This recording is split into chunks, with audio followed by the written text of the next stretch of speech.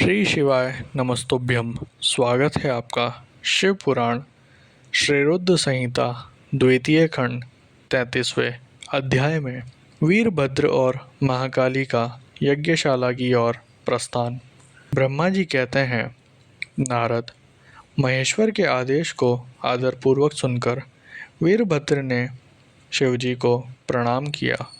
तत्पश्चात उनसे आज्ञा लेकर वीरभद्र यज्ञशाला की ओर चल दिए।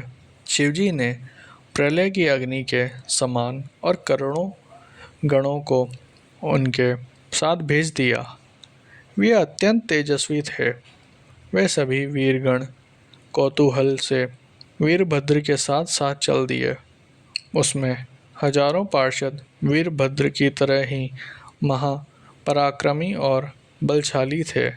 बहुत से काल के भी काल भगवान रुद्र के समान थे। वे शिवजी के समान ही शोभा पा रहे थे।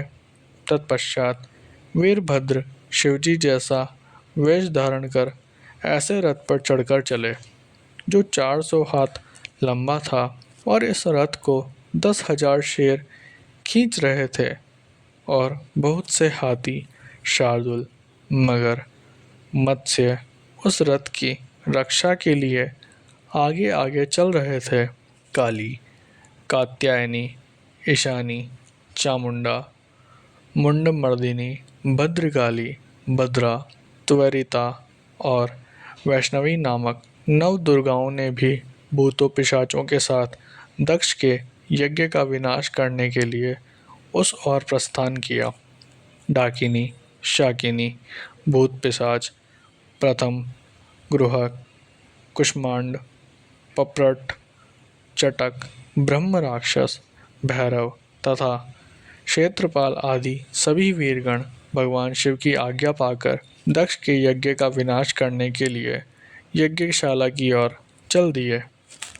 वे भगवान शंकर के 64,000 करोड़ों गणों की सेना लेकर चल दिए। उस समय भेरियों की गंभीर ध्वनि होने लगी। अनेकों प्रकार के शंख चारों दिशाओं में बजने लगे। उस समय जटाहार मुखों तथा श्रृंगों के अनेक प्रकार के शब्द हुए।